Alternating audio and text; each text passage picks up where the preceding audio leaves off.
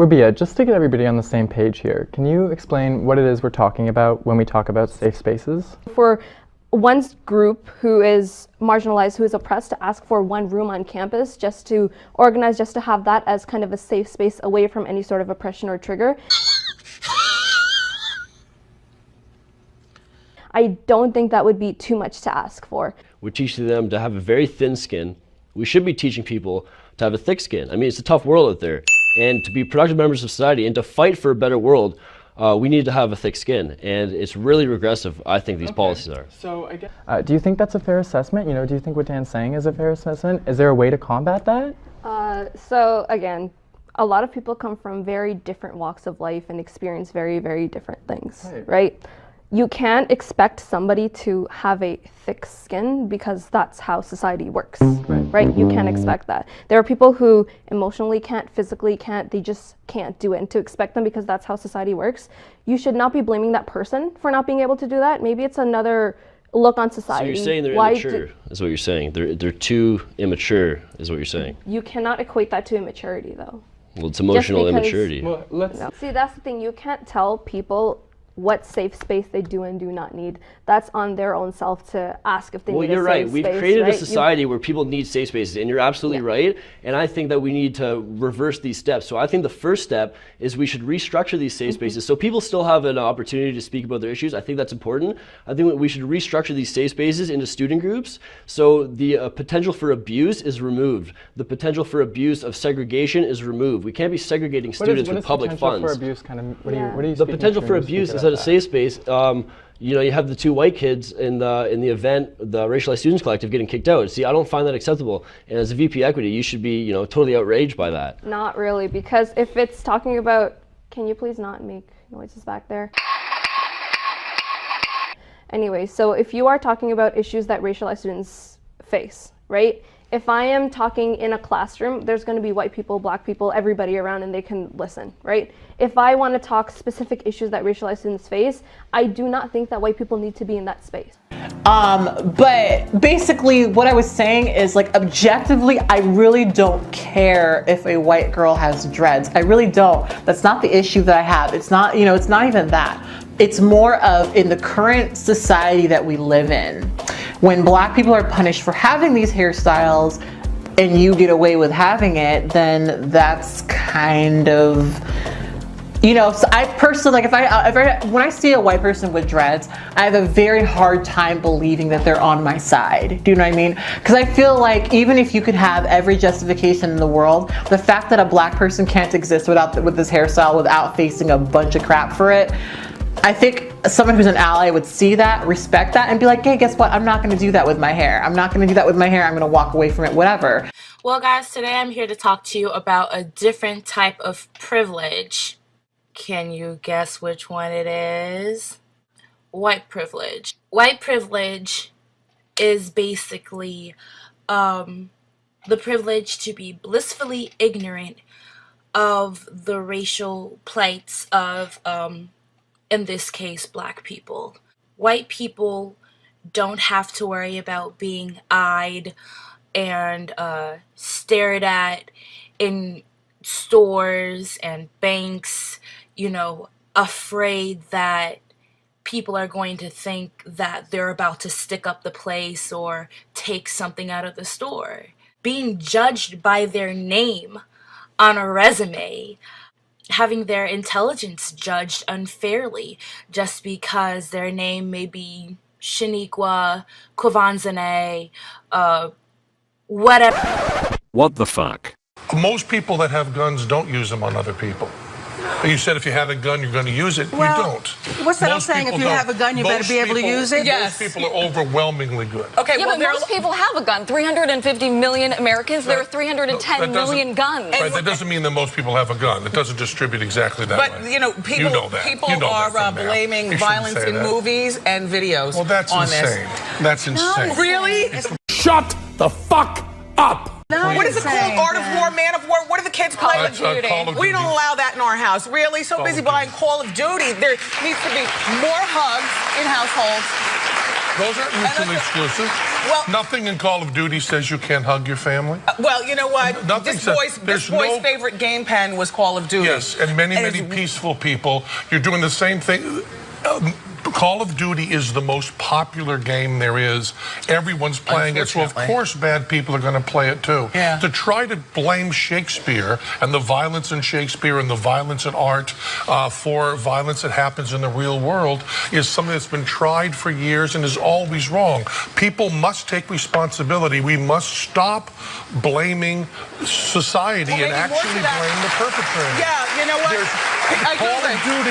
Call of Duty is something that young people like and enjoy, and it's a game. I think and most of those people aren't violent. Most of the people aren't violent.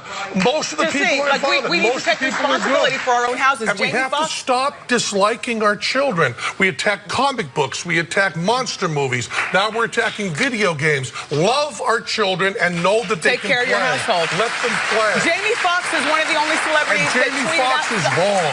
Well, he says we cannot turn our backs and say that violence in films or anything that we do doesn't have some sort of influence. It does. I go along with that. Blame the killers. Why not blame the killers? Well, some of the killers learn their killing through movies. Blame the killers, not the artists. Why are you blaming artists for something that bad people did? Shakespeare is not a bad person. He wrote beautiful stuff. It has suicide, it has murder, and it tells us something about our hearts. And people who watch Shakespeare don't kill. And Call of Duty is art. It is not some sort of propaganda thing. And that's an easy way out. How about this? This is a case of violence with guns, video games, and mental health. Now, here's a kid who was borderline autistic with Asperger's. They have a lot of social problems. But they have no violent problems. No. Autistic kids are usually victims. My point is that if you sit this kid in a room all day shooting people, if they have no social skills... How do you know that?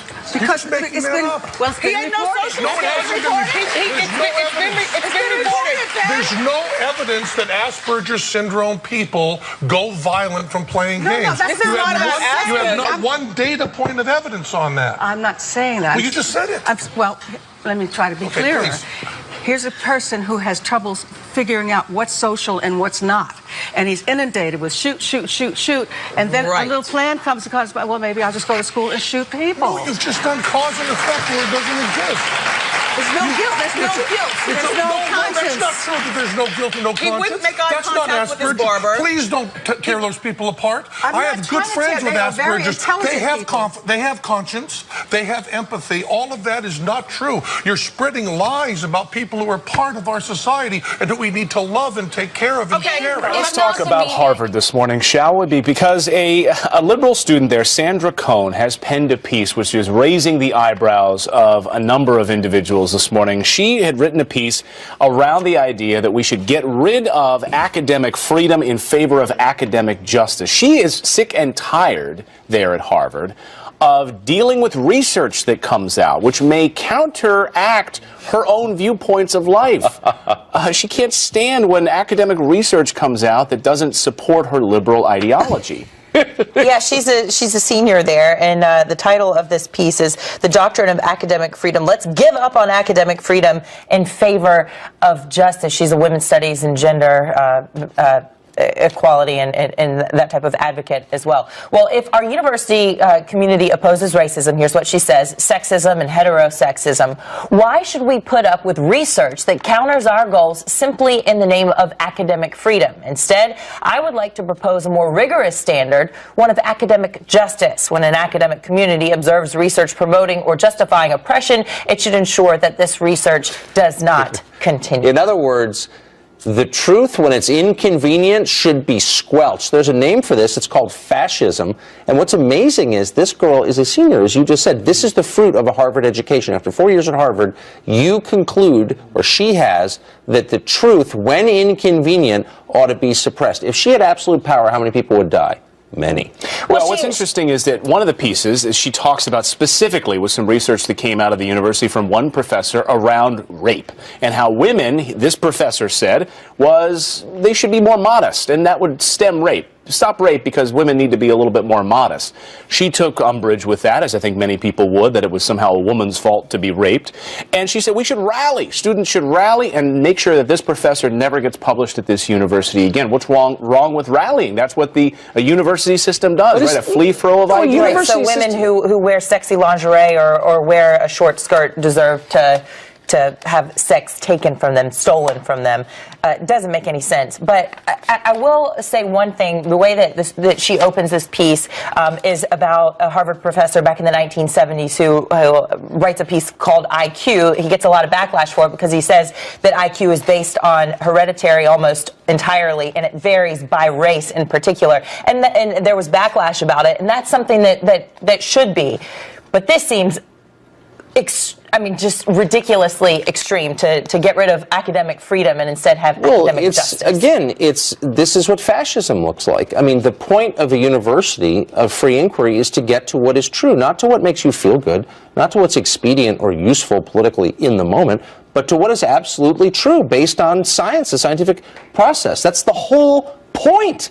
Right. And so she's basically not just attacking things that she doesn't like politically, she's attacking the very notion of a liberal education.